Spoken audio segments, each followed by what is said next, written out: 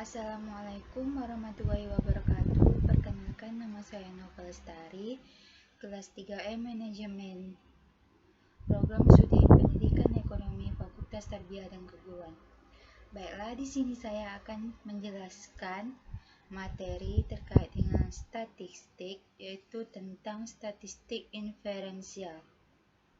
Slide yang pertama. Pengertian dari statistik inferensial yaitu statistik yang digunakan untuk menggeneralisasikan data sampel terhadap populasi atau memberi peluang sejauh mana kebenaran data sampel. Maka peneliti dapat menentukan nilai atau tingkat signifikan. Yang selanjutnya ada bagian input data statistik inferensial. Bagiannya ada 5. Yang pertama input data, yang kedua distribusi normal, yang ketiga uji parametrik, dan yang keempat skala interval dan rasio, terakhir uji non parametrik. Slide selanjutnya. Jenis statistik inferensial dan langkah pembuatan statistik inferensial dibagi menjadi 2. Yang pertama, jenis statistik inferensial dibagi menjadi 2. Statistik parametrik. Statistik ini digunakan untuk data-data yang memiliki sebaran normal dan memiliki skala interval atau rasio. Contoh, berapa menit rata-rata tayangan iklan di TV? Variabel waktu tayangan iklan dapat terukur dalam menit atau ada standar. Yang kedua, statistik non-parametrik. Statistik ini digunakan pada data yang memiliki sebaran normal atau tidak dan memiliki skala nominal atau ordinal. Contoh, berapa besar kepuasan pasien terhadap pelayanan rumah sakit X? Para variabel kepuasan tidak memiliki standar pasti. Yang B, langkah-langkah dalam membuat statistik inferensial. Di sini ada 4. Yang pertama, tentukan data populasi yang ingin diteliti. Yang kedua, tentukan jumlah sampel yang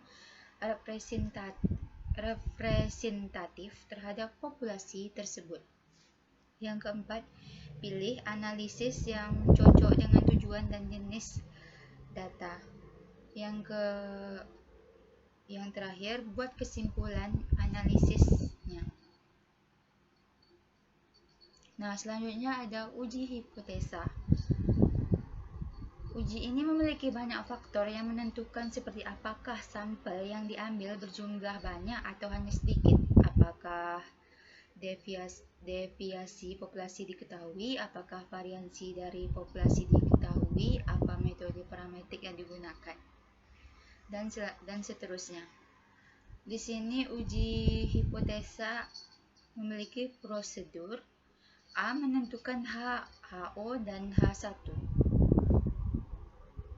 HO adalah null hipotesis, sedangkan H1 adalah alternatif hipotesis.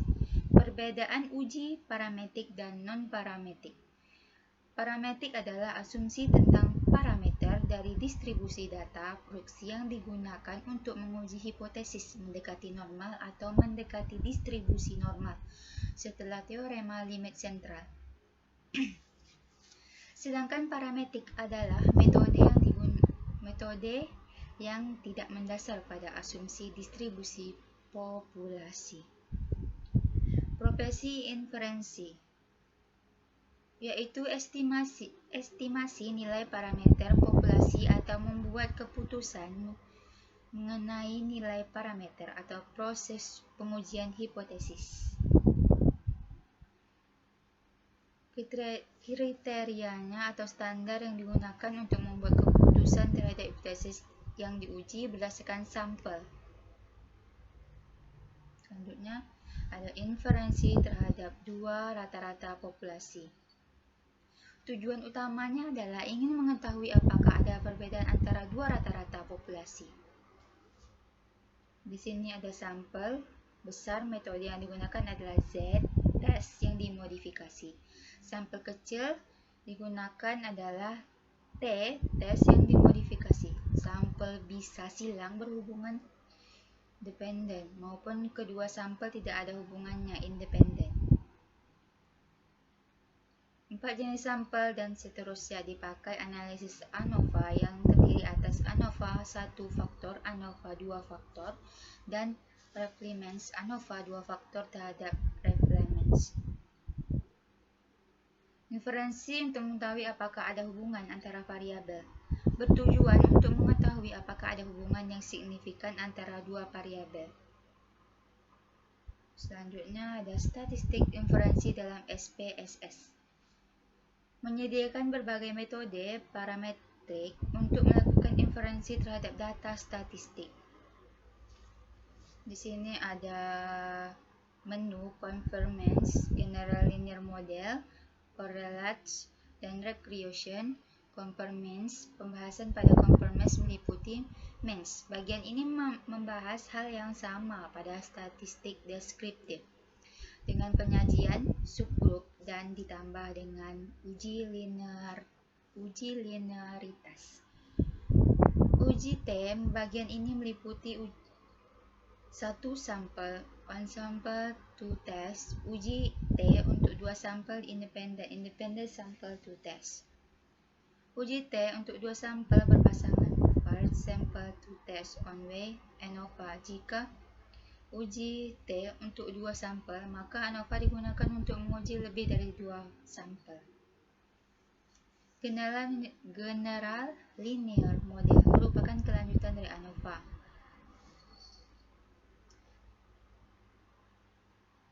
Selanjutnya di sini ada contoh soal. Contoh soal 1. Seseorang akan melakukan penelitian tentang kegiatan ekstrakurikuler catur di SMA se-Kota Bogor. Tentukan pengambilan sampel yang tepat. Nah, di sini pembahasannya, catur merupakan salah satu kegiatan ekstrakurikuler yang unik. Tidak semua SMA memiliki catur di daftar ekstrakurikulernya. Oleh karena itu, peneliti bisa mempertimbangkan bahwa sampel bisa diambil dari beberapa SMA yang memiliki ekstrakurikuler catur. Tidak perlu SMA se-Bogor.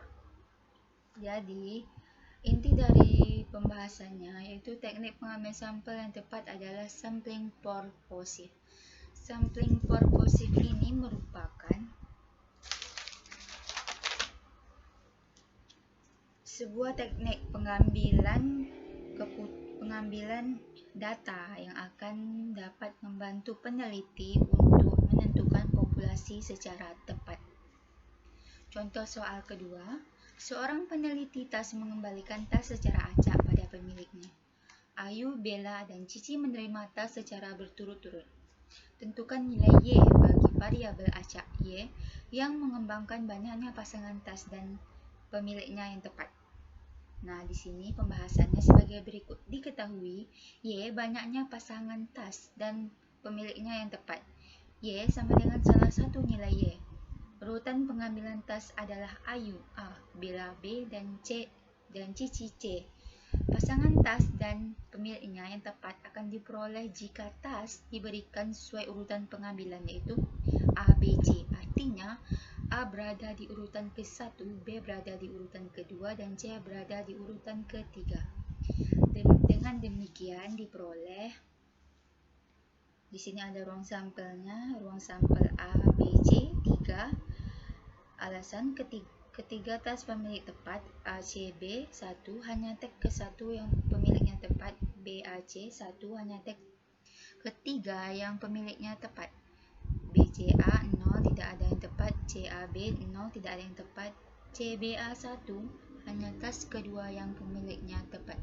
Jadi inti dari sampelnya adalah nilai Y bagi variabel acak Y adalah 0, 1, dan 3. Karena 0 tidak ada yang tepat, 1 hanya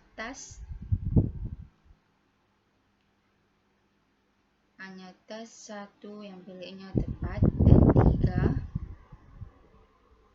ketiga tas pemiliknya tepat. Sekian, terima kasih. Assalamualaikum warahmatullahi wabarakatuh.